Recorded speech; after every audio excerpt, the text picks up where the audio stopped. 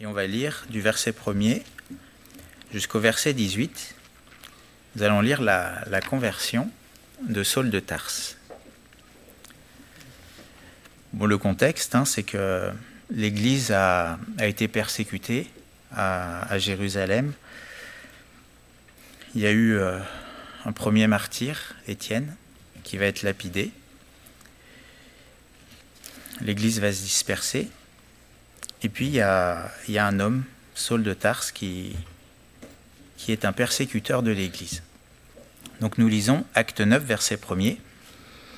Cependant, Saul respirait encore la menace et le meurtre contre les disciples du Seigneur, se rendit chez le souverain sacrificateur et lui demanda des lettres pour les synagogues de Damas, afin que s'il trouvait des partisans de la nouvelle doctrine, hommes ou femmes, il les amène liés à Jérusalem. Comme il était en chemin et qu'il approchait de Damas, tout à coup, une lumière venant du ciel resplendit autour de lui. Il tomba par terre et il entendit une voix qui lui disait « Saul, Saul, pourquoi me persécutes-tu » Il répondit « Qui es-tu, Seigneur » Et le Seigneur dit « Je suis Jésus que tu persécutes. Il te serait dur de régimber contre les aiguillons. » Tremblant et saisi d'effroi, il dit « Seigneur, que veux-tu que je fasse » Et le Seigneur lui dit « Lève-toi, entre dans la ville, et on te dira ce que tu dois faire. » Les hommes qui l'accompagnaient demeurèrent stupéfaits. Ils entendaient bien la voix, mais ils ne voyaient personne. Saul se releva de terre, et quoique ses yeux soient ouverts, il ne voyait rien. On le prit par la main, et on le conduisit à Damas. 3 jours sans voir, et il ne mangea ni ne but. Or, il y avait à Damas un disciple nommé Ananias. Le Seigneur lui dit, dans une vision, « Ananias !» Il répondit, « Me voici, Seigneur. » Et le Seigneur lui dit, « Lève-toi, va dans la rue qu'on appelle la droite, et cherche dans la maison de Judas un nommé Saul de Tarse. Car il prie, et il a vu en vision un homme du nom d'Ananias qui entrait et qui lui imposait les mains, afin qu'il retrouve la vue. » Ananias répondit, « Seigneur, j'ai appris de plusieurs personnes tous les maux que cet homme a fait à tes saints dans Jérusalem. Et il a ici des pouvoirs de la part des principaux sacrificateurs pour lier tous ceux qui invoquent ton nom. » Mais le Seigneur lui dit, « Va, car cet homme est un instrument que j'ai choisi pour porter mon nom devant les nations, devant les rois et devant les fils d'Israël. Je lui montrerai tout ce qu'il doit souffrir pour mon nom. » Ananias sortit, et lorsqu'il fut arrivé dans la maison, il imposa les mains à Saul en disant, « Saul, mon frère, le Seigneur Jésus qui t'est apparu sur le chemin par lequel tu venais m'a envoyé pour que tu recouvres la vue et que tu sois rempli du Saint-Esprit. » Au même instant, il tomba de ses yeux comme des écailles, et il recouvra la vue. Il se leva et fut baptisé, et après qu'il eut pris de la nourriture, les forces lui revinrent. Amen. Donc on voit ce passage, ce moment où Saul de Tarse va se convertir et il va devenir l'apôtre Paul. Et on voit vraiment ce qu'est la conversion. C'est quelque chose de radical. Il nous est dit au verset 1er que Saul respirait la menace et le meurtre. Ça fait réfléchir cette expression. Respirer la menace, respirer le meurtre. Il persécutait l'Église, puisque Jésus va dire « Mais pourquoi me persécutes-tu » Parce que toucher à l'Église, c'est toucher au Seigneur. Là, on est son corps. Un peu plus loin, je vais vous le lire, il va donner ce témoignage. C'est Saul qui parlera devant un roi. Dans Acte 26, verset 9, il dira « Pour moi, j'avais cru devoir agir vigoureusement contre le nom de Jésus de Nazareth. C'est ce que j'ai fait à Jérusalem. J'ai jeté en prison plusieurs des saints, ayant reçu ce pouvoir des principaux sacrificateurs. Et quand on les mettait à mort, je joignais mon suffrage à celui des autres. Je les ai souvent châtiés dans toutes les synagogues et je les forçais à blasphémer. Dans mes excès de fureur contre eux, je les persécutais même jusque dans les villes étrangères. » Voilà cet homme. Un homme qui respire la menace, le meurtre, un homme qui persécute Jésus et son Église, un homme qui va jeter en prison plusieurs des saints, Un homme qui, lorsqu'on mettait à mort les disciples, il votait, il disait oui. Un homme qui forçait les disciples à blasphémer. Ça va loin. Un homme qui avait des excès de fureur contre les disciples et persécuté à Jérusalem, ça ne lui suffisait pas. Il était allé lui demander des lettres pour continuer ce qu'il faisait dans les villes autour. Et des années plus tard, je vais vous le lire, ce même homme, dur, méchant, violent, persécuteur, dans la première épître aux Thessaloniciens, chapitre 2 et au verset 7, là il parle à l'Église, qui persécutait. Et il va leur dire, en parlant de son ministère et puis des autres apôtres, il dit « Mais nous avons été pleins de douceur au milieu de vous. De même qu'une nourrice prend un tendre soin de ses enfants, nous aurions voulu, dans notre vive affection pour vous, non seulement vous donner l'évangile de Dieu, mais encore nos propres vies, tant vous nous étiez devenus chers. » Oui, mais quel changement! Le même homme, dur, méchant, violent, dans une colère excessive, il va dire qu'il a été plein de douceur avec les disciples. Il va se comparer à une nourrice qui prend un tendre soin de ses enfants. Vous voyez, il y a plein de tendresse. Et il dit, dans notre vive affection pour vous, non seulement il voulait donner l'évangile de Dieu, mais encore leur propre vie, tant ils étaient devenus chers à son cœur. Oui, quel changement, hein. C'est quand même beau de voir un homme comme ça, qui devient cet homme plein de douceur. Et j'aimerais commencer en disant qu'à Dieu, rien n'est impossible. Même s'il y avait parmi nous le plus grand des persécuteurs de l'Église, Dieu est capable de le changer en le plus grand de ses apôtres. Même s'il y avait au milieu de nous un homme qui respire le meurtre et la violence, Dieu est capable de le transformer en un homme d'une grande tendresse, avec une profonde affection. Je ne sais pas où vous en êtes. Alors, je ne sais pas s'il y a le plus grand des persécuteurs parmi nous, peut-être pas. Où est-ce qu'on en est? Ça, chacun peut répondre. Moi, je ne peux pas répondre pour vous, parce que je ne vois que l'apparence. Mais Dieu regarde au cœur. Est-ce que vous êtes satisfait de vous-même? On peut se poser la question. Est-ce qu'on est satisfait de ce que l'on fait pour le Seigneur? Bon, des fois non. Souvent non. Mais il n'y a rien qui est impossible à Dieu. Si le Seigneur a pu transformer un homme aussi dur, méchant, un de son plus grand ennemi à l'époque, en son plus grand serviteur, écoutez, qui peut le plus, peut le moins. S'il a pu le faire pour Saul de Tarse, il peut le faire pour nous. Dieu a le pouvoir de transformer nos vies. Dieu a le pouvoir de faire que ce que nous sommes aujourd'hui ne sera pas forcément ce que nous serons demain.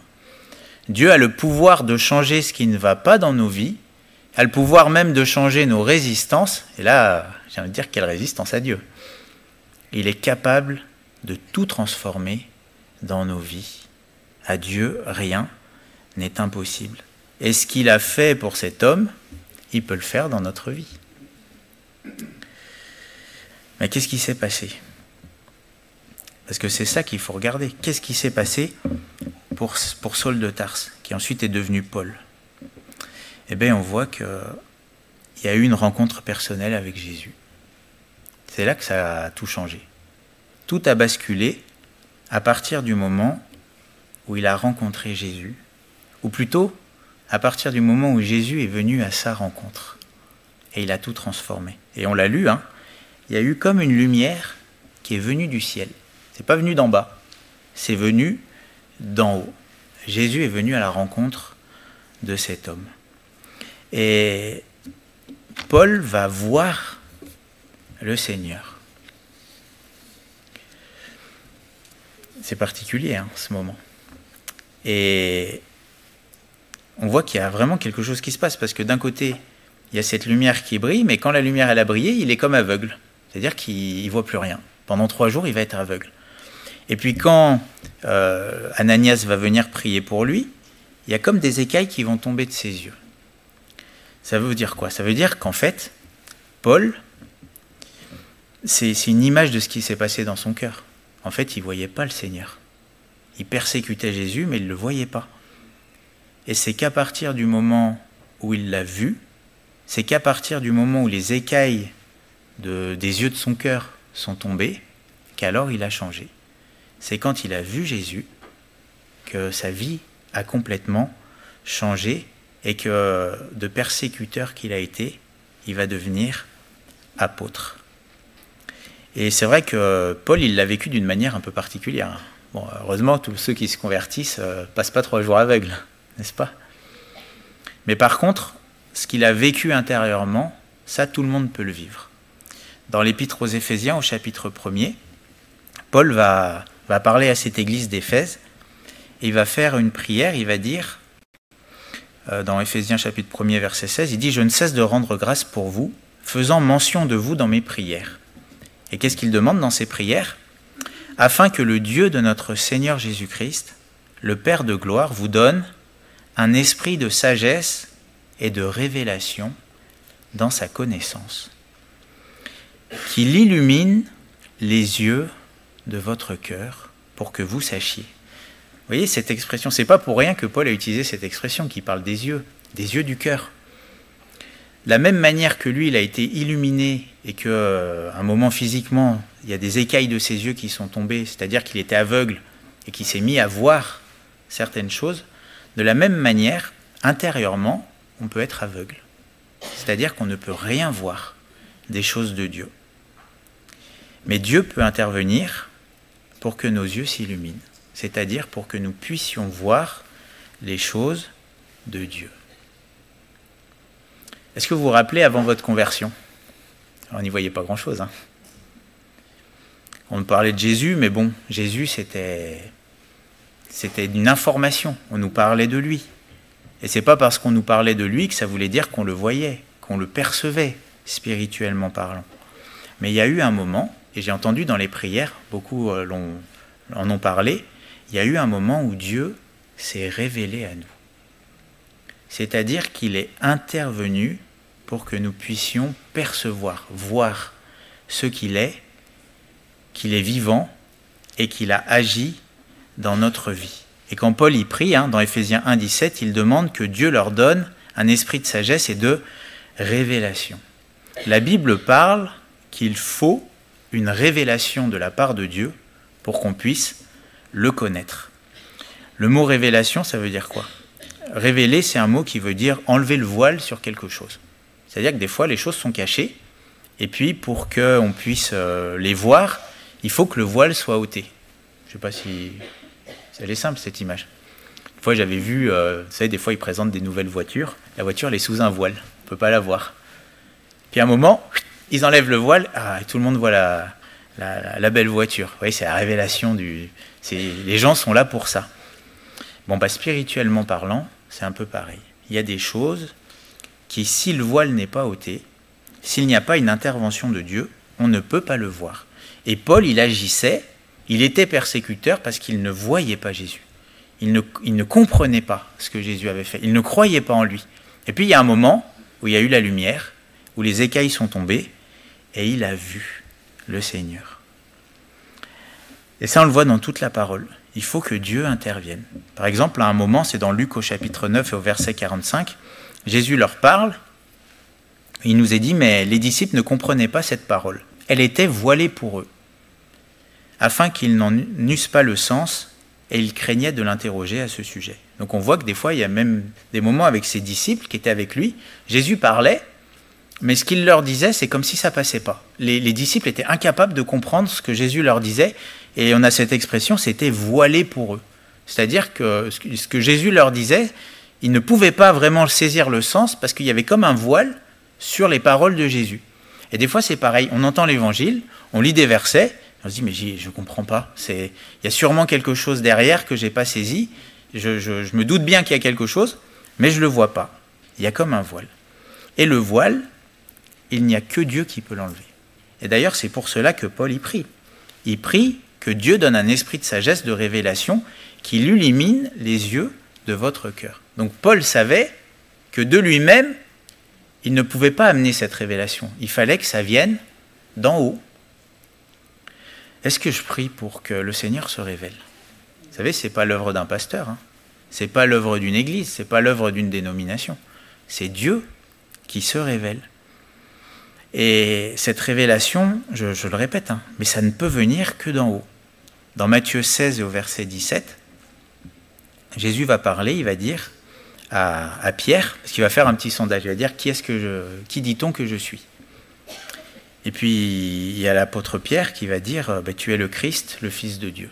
Et Jésus va lui dire, c'est Matthieu 16, 17, Jésus reprenant la parole lui dit, tu es heureux Simon, fils de Jonas, car ce ne sont pas la chair et le sang qui t'ont révélé cela, mais c'est mon Père qui est dans les cieux. La chair et le sang, c'est une expression pour dire les hommes. En gros, à un moment, Pierre va saisir qui est Jésus, il va comprendre que c'est le Messie, mais ce n'est pas les hommes qui vont lui dire, c'est une révélation d'en haut. Dieu va intervenir pour montrer, là il y a le mot révéler, Dieu va enlever le voile à un moment pour Pierre, afin qu'il comprenne qui est Jésus. Et s'il y a bien quelque chose qu'on voit dans la parole, c'est que Dieu veut se révéler. On pourrait se dire, oui, mais il a enlevé le voile pour Paul, est-ce qu'il va le faire pour moi? Mais Dieu veut le faire pour tous les hommes. Dans Matthieu 11 et au verset 25, Jésus encore va prendre la parole et il va dire ceci. En ce temps-là, Jésus prit la parole et dit, « Je te loue, Père, Seigneur du ciel et de la terre, de ce que tu as caché ces choses aux sages et aux intelligents, et de ce que tu les as révélées aux enfants. » On voit donc que Jésus s'adresse au Père et lui dit, « Tu as caché ces choses, alors en fait c'est l'Évangile, aux sages et aux intelligents, et tu les as révélées aux enfants. » Donc on voit que d'un côté Dieu cache, et d'un côté Dieu révèle. Et là il y a un paradoxe, parce qu'il le cache aux sages et aux intelligents. Et c'est vrai que les choses de Dieu, ce n'est pas lié à notre sagesse et notre intelligence. Il y a des gens, ils sont très très très intelligents, mais concernant les choses de Dieu, ils sont complètement aveugles. Et puis il y a des gens, là il nous est parlé des enfants. Les enfants, c'est ceux qui sont humbles, c'est ceux qui sont simples. Et à eux, Dieu leur révèle. Donc on voit qu'on peut avoir une attitude de cœur qui nous amène à vivre la révélation de Dieu ou pas. Il y a ceux qui s'appuient sur leur sagesse et leur intelligence, et ils ont beau réfléchir sur certaines choses, ils ne voient pas, c'est caché. Et puis il y en a d'autres, ils sont tout simples. Ils ne s'appuient pas sur leur sagesse, sur leur intelligence. Ils sont comme des enfants vis-à-vis de Dieu. Ils dépendent de lui. Et Dieu leur révèle les choses. Mais ça, on le voit dans le monde. Il y a des gens, ils sont très très très intelligents. Mais concernant les choses spirituelles, ils n'ont pas d'intelligence. Je ne sais pas si vous voyez ce que je veux dire ou pas. Il y a des gens, ils sont capables de vous résoudre des calculs, ils ont une intelligence, c'est des génies. Mais bon, ils ne savent pas que tromper leur femme, c'est mal. Vous voyez ? Les choses spirituelles, les choses morales, ils sont complètement à côté. Pourtant, ils seraient capables de vous faire des choses avec leur intelligence. Ils seraient capables de vous citer la sagesse du monde, mais concrètement, ils font le mal et ils ne voient pas que c'est mal. Et puis il y a des gens, ils ne savent pas lire, ils ne savent pas écrire, ils ne savent même pas que la Terre tourne autour du Soleil, mais ils savent que le mal c'est le mal et le bien c'est bien. Vous voyez ? Spirituellement, on peut être plus sage que des gens qui sont très intelligents selon ce monde. Et ce qui fait la différence, c'est quoi ? C'est la révélation qui vient de Dieu. On pourrait se dire, pour connaître Dieu, on dit généralement, il faut lire la Bible. Mais vous savez qu'on peut lire la Bible et ne pas avoir la révélation de Dieu. Il y a des gens, ils lisent la parole avec leur intelligence. Attention, l'intelligence, c'est Dieu qui nous l'a donnée, c'est pas mauvais en soi.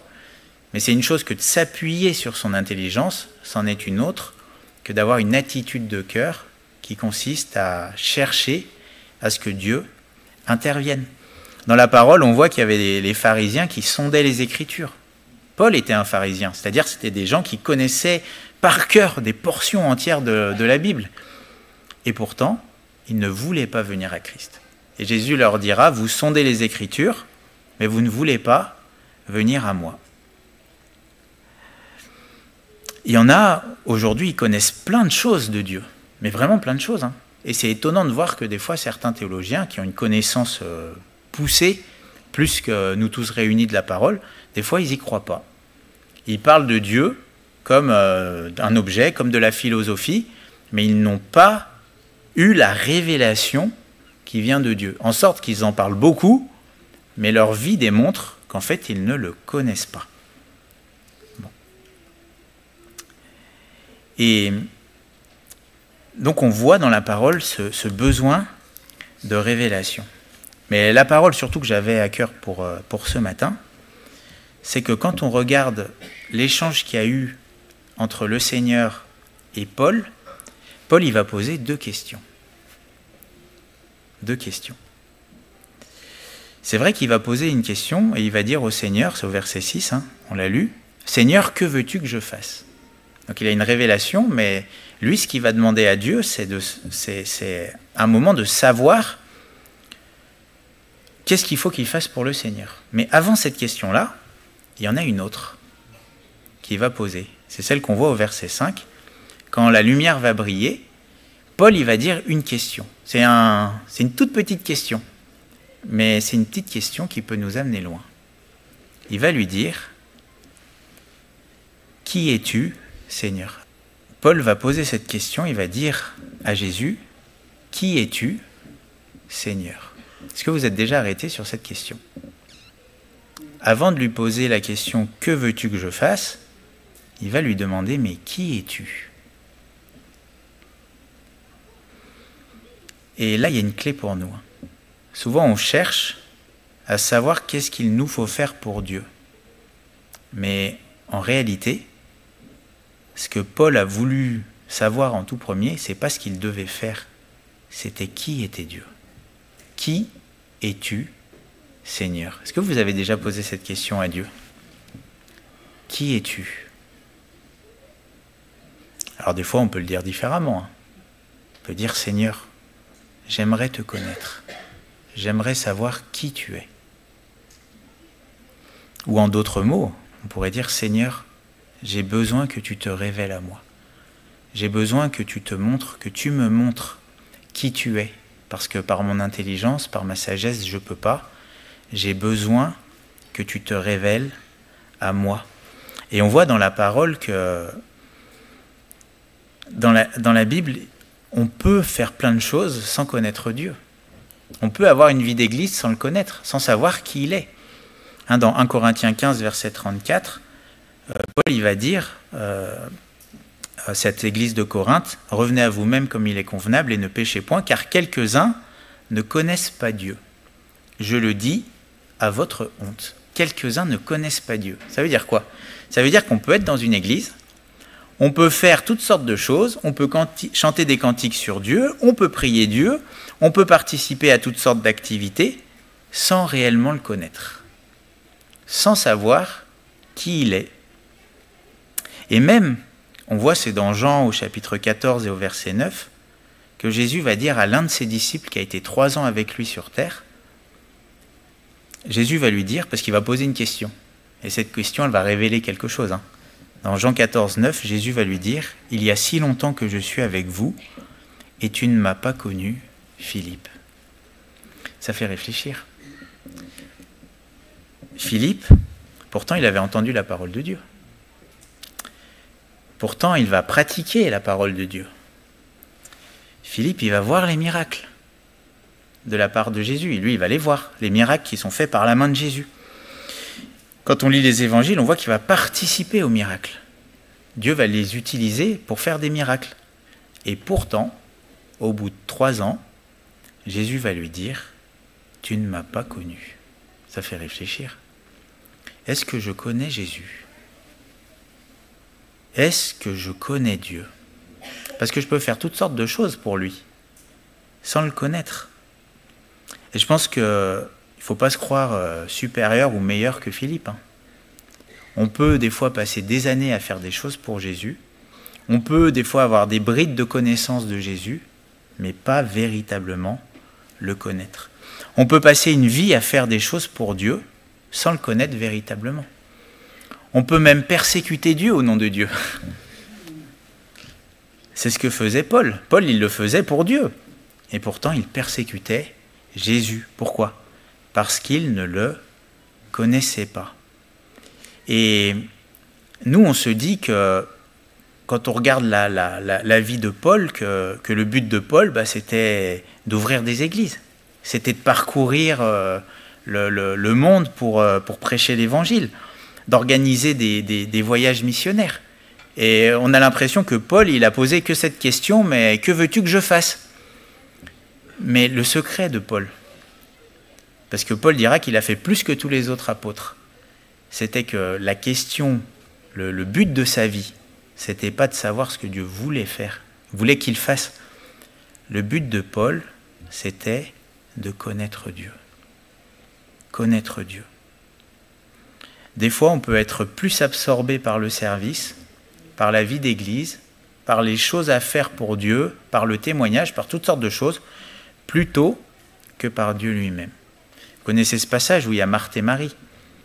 D'un côté, il y a Marthe, le Seigneur est venu chez elle, elle est occupée, absorbée par le service, et puis il y a Marie qui se tient aux pieds de Jésus et qui reçoit de lui, elle reçoit de lui.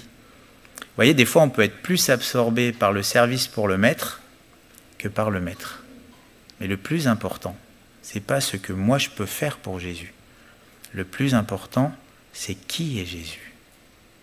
Est-ce que je le connais? Est-ce que j'ai envie de le connaître? Dans l'Épître aux Philippiens, Paul va parler de ce qu'il y a dans son cœur. L'Épître aux Philippiens, c'est une épître qui est pleine de tendresse. On voit que Paul répond à cette église, il est en prison, et on voit vraiment une épître, il y a une profondeur dans cette épître. Et à un moment, on voit Paul qui va parler. Toussaint l'a cité tout à l'heure dans les chants. Et je vais vous le lire dans la version à la colombe. Paul, il y avait plein de choses qui avaient de la valeur pour lui. Et dans Philippiens 3, verset 7, il va dire « Mais ce qui était pour moi un gain, je l'ai considéré comme une perte à cause de Christ. Et même je considère tout comme une perte à cause de l'excellence de la connaissance de Jésus-Christ, mon Seigneur. À cause de lui, j'ai accepté de tout perdre, et je considère tout comme des ordures, afin de gagner Christ, et d'être trouvé en lui, non avec une justice qui serait la mienne, et qui proviendrait de la loi, mais avec une justice qui est obtenue par la foi en Christ. Une justice provenant de Dieu et fondée sur la foi. Et regardez au verset 10, ce qu'il va dire. Mon but est de le connaître, lui, ainsi que la puissance de sa résurrection et la communion de ses souffrances, en devenant conforme à lui dans sa mort, pour parvenir, si possible, à la résurrection d'entre les morts. Voyez, mon but, c'est de le connaître. Il est là le secret de l'apôtre Paul. C'est cette question. Qui es-tu, Seigneur? Qui es-tu?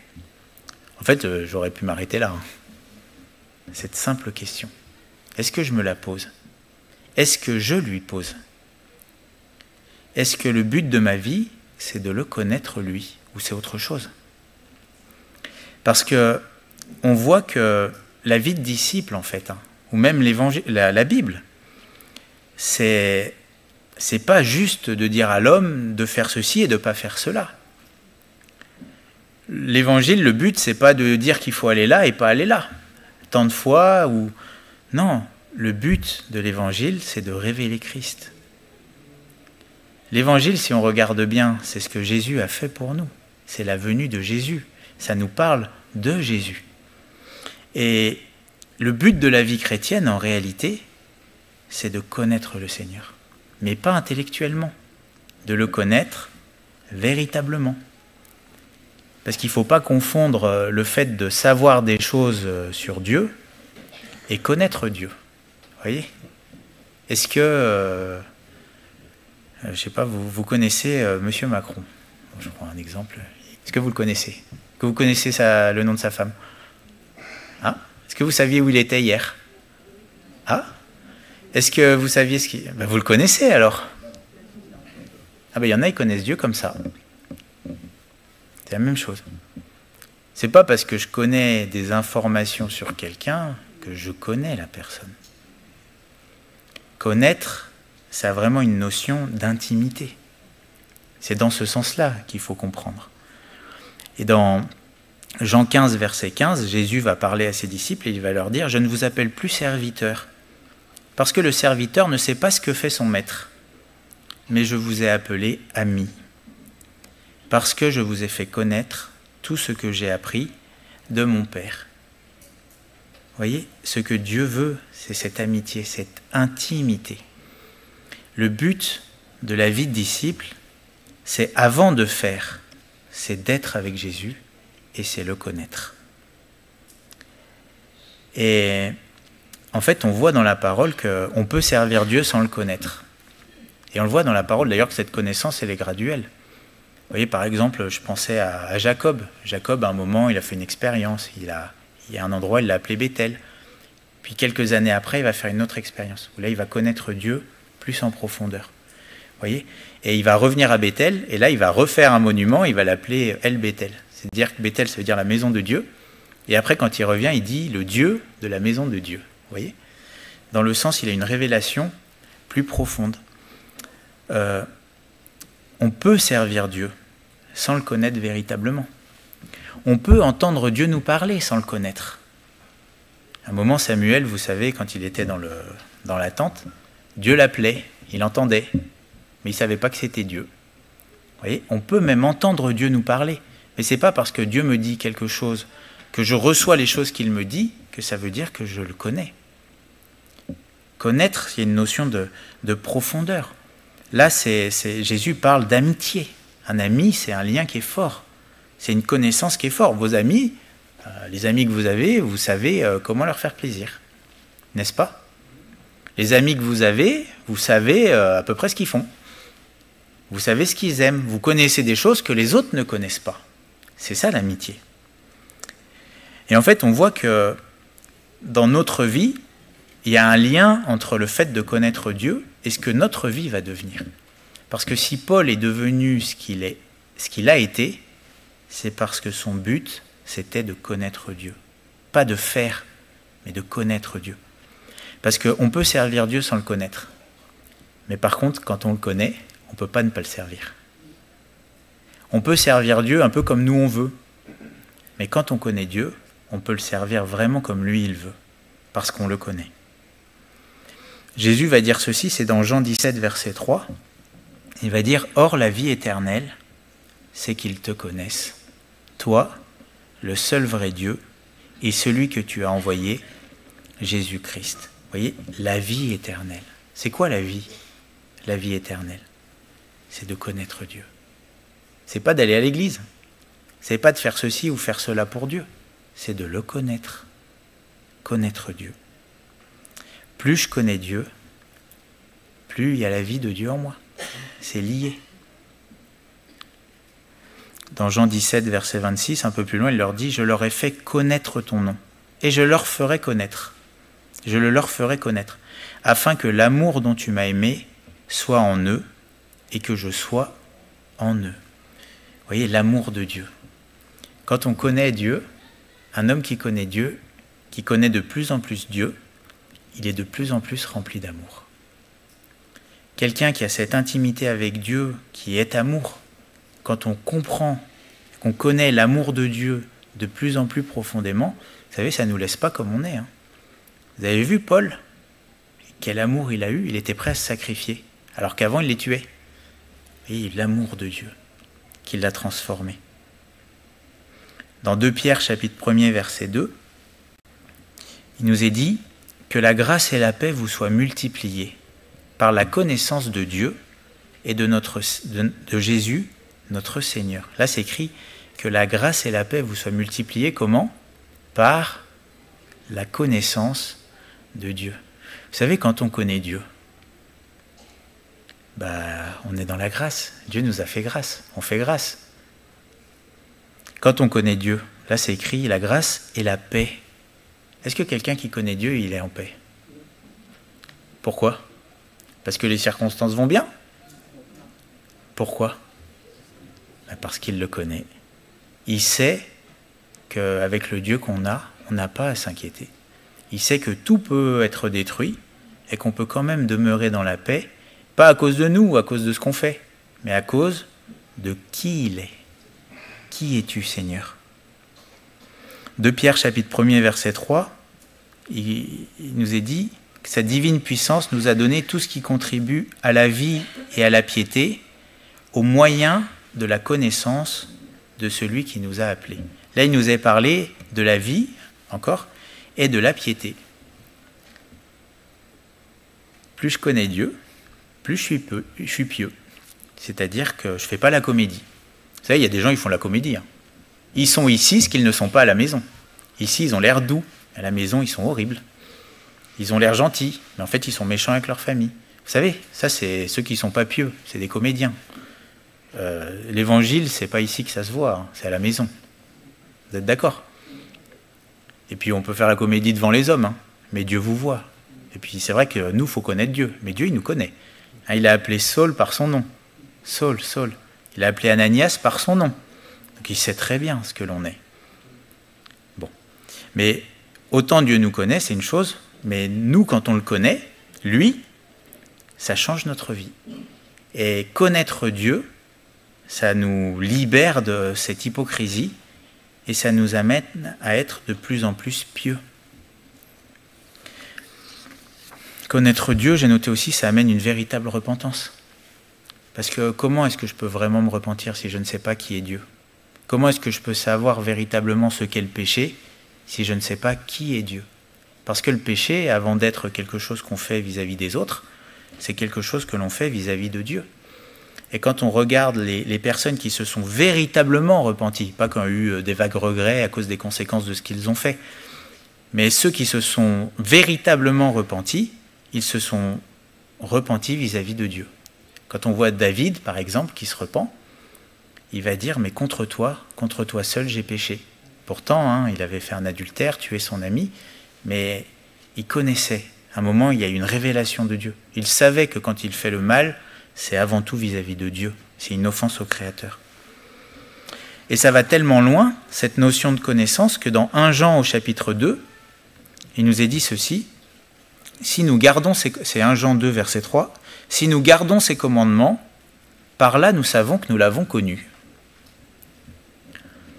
Verset 4, celui qui dit « je l'ai connu » et qui ne garde pas ses commandements est un menteur, et la vérité n'est point en lui. Vous voyez? C'est tellement vrai que, en gros, à quoi on reconnaît quelqu'un qui a connu Dieu? C'est qu'il obéit.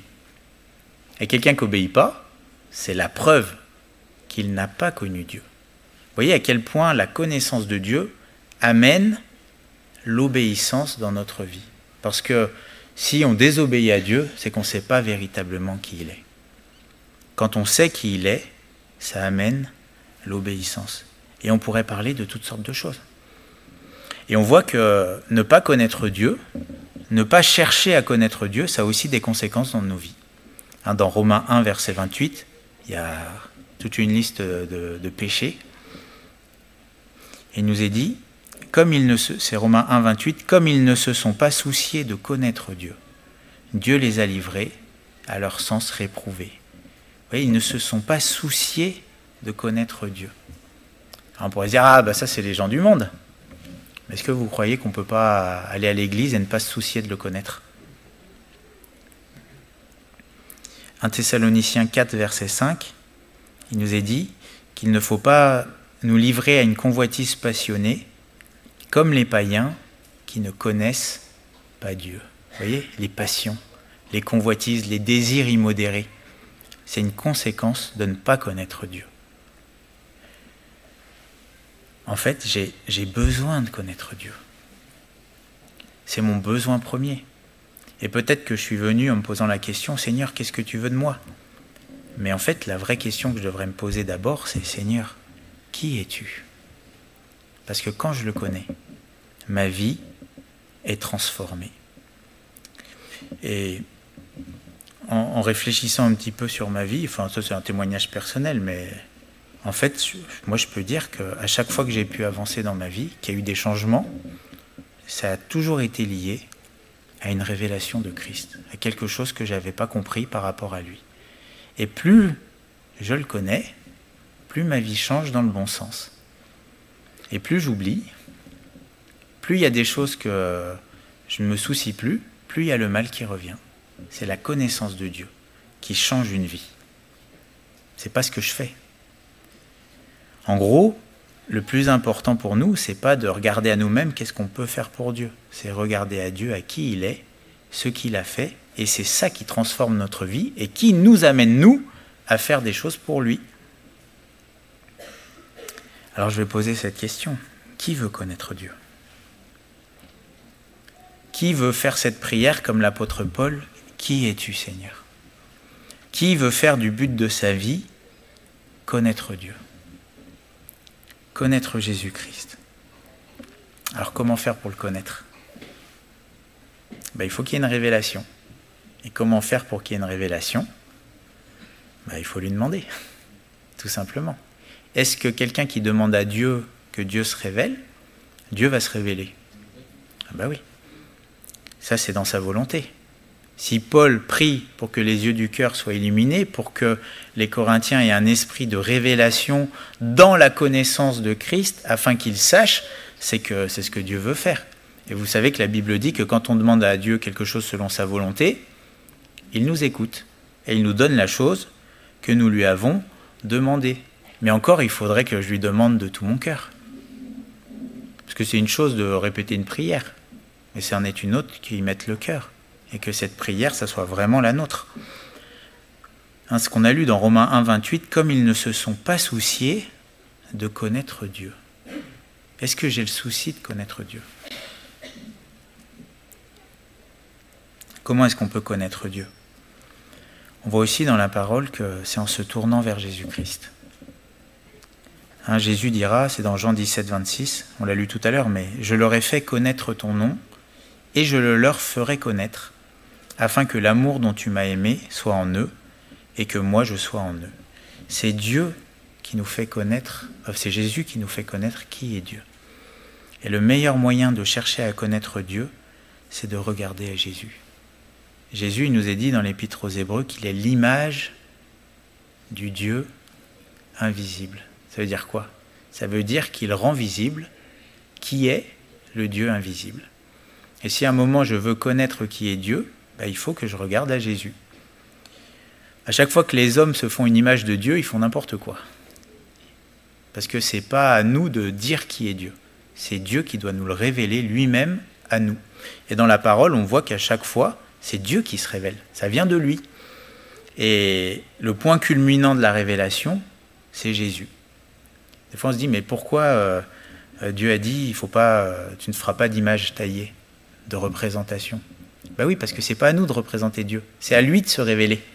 Et l'image, c'est Jésus. Ça ne veut pas dire qu'il ne faut pas faire un croquis de Jésus. Ça veut dire qu'il ne faut pas nous représenter nous-mêmes qui est Dieu. C'est à lui de nous révéler qui il est. Et celui qu'il est, c'est en Jésus-Christ. C'est Jésus.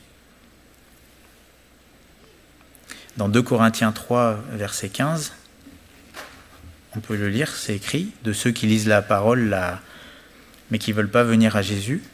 C'est dans 2 Corinthiens 3, verset 15, il nous est dit, jusqu'à ce jour, quand on lit Moïse, un voile est jeté sur leur cœur. Mais lorsque les cœurs se convertissent au Seigneur, il y a des versions qui disent se tournent vers le Seigneur, le voile est ôté. Donc ça veut dire que comment est-ce que ce voile sur les choses de Dieu est ôté ? Comment est-ce que la révélation se produit ? Quand on se tourne vers Jésus. Quand on regarde à lui. Or, le Seigneur, c'est l'Esprit, et là où est l'Esprit du Seigneur, là est la liberté. Nous tous, dont le visage découvert reflète la gloire du Seigneur, nous sommes transformés en la même image, de gloire en gloire, par l'Esprit du Seigneur. Ça veut dire que quand on regarde le Seigneur et qu'on apprend à le connaître, il y a quelque chose qui se passe en nous, on est transformé à son image. C'est merveilleux. C'est pas moi qui me transforme moi-même, c'est en contemplant le Seigneur, en apprenant à le connaître, que la connaissance que j'ai de lui me transforme à son image. C'est quand même quelque chose de merveilleux. Comment est-ce que je peux avoir la révélation, connaître le Seigneur ? Aussi en lisant la parole, avec ce cœur bien disposé. Comment est-ce qu'on connaît quelqu'un? En l'écoutant, n'est-ce pas? Il faut écouter. Et l'écouter en lui faisant confiance.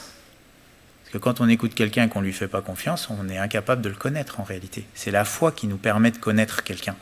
C'est quand on fait confiance quand on reçoit les paroles qu'on nous donne. Bon. Comment est-ce que je peux connaître aussi Christ? Par une action de son esprit. C'est-à-dire en demandant à Dieu qu'il agisse par son esprit. C'est ce que Paul va demander. Il dit qu'il illumine les yeux de votre cœur, qu'il vous demande un esprit, qui vous donne un esprit de sagesse et de révélation. Et dans 1 Corinthiens au chapitre 2, ça on peut le lire ensemble aussi, dans 1 Corinthiens chapitre 2 et au verset 9, Paul parle du Saint-Esprit, il dit ceci, il parle vraiment du fait de connaître Dieu. Et il dit, mais comme il est écrit, donc il parle de connaître Jésus, comme il est écrit, ce sont des choses que l'œil n'a point vues, que l'oreille n'a point entendues, et qui ne sont point montées au cœur de l'homme, des choses que Dieu a préparées pour ceux qui l'aiment. Qu'est-ce que ça veut dire? Ça veut dire qu'il y a des choses, ça ne vient pas de mon cœur, ça ne vient pas de ce que je vois, ça ne vient pas de ce que j'entends, c'est des choses que Dieu révèle. Verset 10, Dieu nous les a révélées par l'Esprit. Car l'Esprit sonde tout, même les profondeurs de Dieu. Qui donc parmi les hommes connaît les choses de l'homme, si ce n'est l'Esprit de l'homme qui est en lui? De même, personne ne connaît les choses de Dieu, si ce n'est l'Esprit de Dieu. Or, nous n'avons pas reçu l'Esprit du monde, mais l'Esprit qui vient de Dieu, afin que nous connaissions les choses que Dieu nous a données par sa grâce. Vous voyez, il nous a dit l'Esprit sonde. Et là, il nous est parlé des profondeurs de Dieu. Vous voyez, connaître Dieu, ce n'est pas quelque chose de superficiel, c'est quelque chose de profond. Et qu'est-ce qui nous amène en profondeur dans la connaissance de Dieu, dans la connaissance de Christ? Il faudrait lire tout le chapitre. C'est l'Esprit de Dieu. Ça veut dire quoi? Ça veut dire que mon esprit tout seul, il ne peut pas connaître les choses de Dieu. J'ai besoin que l'Esprit de Dieu m'amène dans les profondeurs de Dieu. Et puis comment connaître Christ aussi? La dernière chose que j'ai notée, on l'avait lu tout à l'heure dans Philippiens, et bien des fois c'est par la souffrance. Ça on n'aime pas. Hein. Mais quand Paul il parle que son but c'est de le connaître, il va dire, ainsi je connaîtrai Christ, c'est Philippiens 3,10, ainsi je connaîtrai Christ et la puissance de sa résurrection et la communion de ses souffrances, en devenant conforme à lui dans sa mort, pour parvenir, si je puis, à la résurrection d'entre les morts. Ça veut dire quoi? Ça veut dire que des fois, il y a certaines souffrances, parce qu'on souffre, parce qu'on obéit au Seigneur, ça nous amène à connaître Christ. Vous voyez? Par exemple, quand on est rejeté, parce qu'on choisit Christ, bon, ça fait souffrir. C'est ce que Christ a souffert. Et en souffrant la même chose que Christ a souffert, ça nous permet de le connaître plus intimement. Vous voyez? Et des fois, quand on veut connaître Christ, Dieu permet certaines souffrances dans nos vies. Mais elles ont un but, c'est qu'on le connaisse.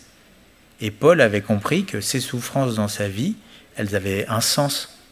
Et le sens de ces souffrances, c'était de connaître Christ. Vous voyez? Et des fois, on souffre certaines choses, mais ces choses ont pour but de nous amener à la connaissance de Jésus-Christ. Et des fois, ce qui nous fait souffrir devient une force, parce qu'il y a eu la connaissance de Jésus. Bon, je conclus avec ce passage dans Luc au chapitre 24. C'était après la résurrection.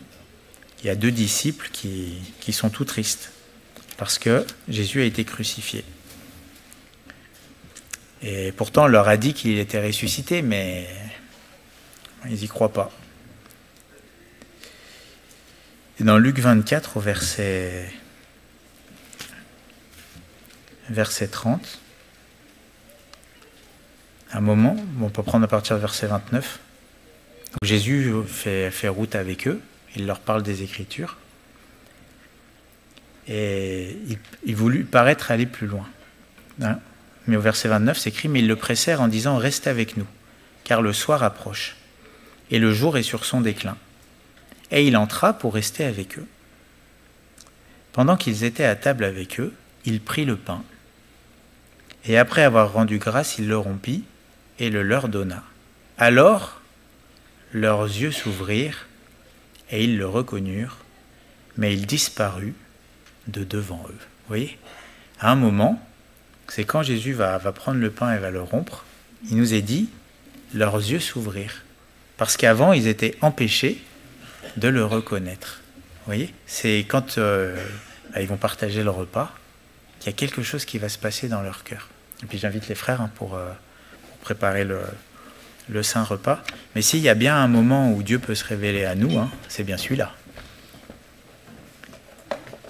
Là où Dieu peut révéler son amour, c'est bien quand on partage ce qui symbolise la mort de Jésus, son corps qui a été brisé, son sang qui a coulé.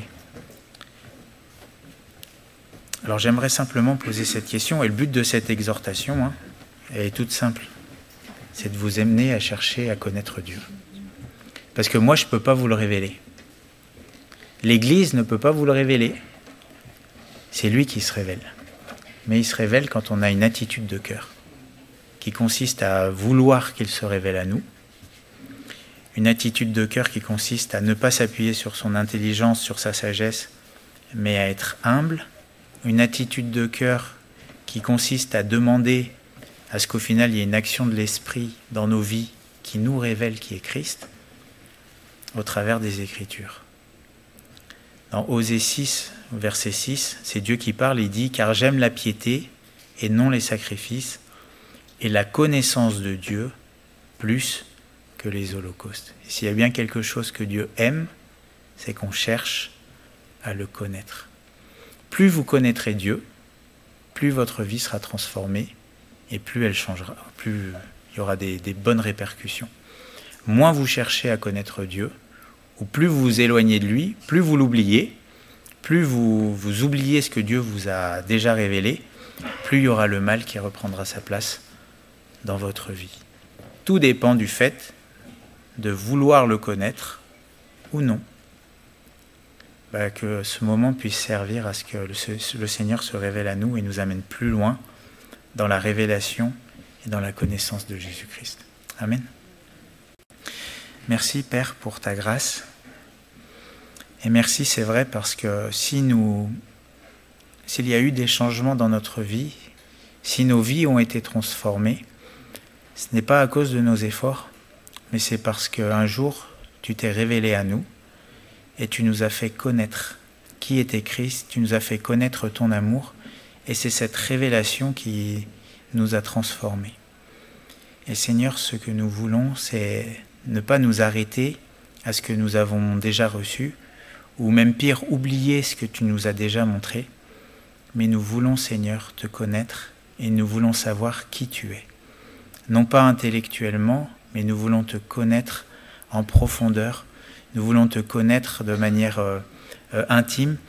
Et Seigneur, c'est pour cela que nous nous tournons vers toi et nous te demandons que tu illumines les yeux de notre cœur et que de la même manière tu l'as fait pour ces disciples qui étaient sur le chemin d'Emmaüs, que quand ils ont rompu le pain et ils t'ont reconnu, leurs yeux s'ouvrirent. De la même manière, Seigneur, que nos yeux puissent s'ouvrir sur toi et que, quels que soient nos besoins, tu puisses y répondre par une plus grande révélation de Jésus-Christ, afin que nous puissions être remplis de paix, remplis de grâce, de pardon, remplis de piété, d'obéissance, par ta connaissance. Nous te le demandons, Père, dans le nom de Jésus, et nous te le demandons avec foi, sachant que tu nous as entendus, et nous croyons que tu le feras. Que ton nom soit béni. Amen.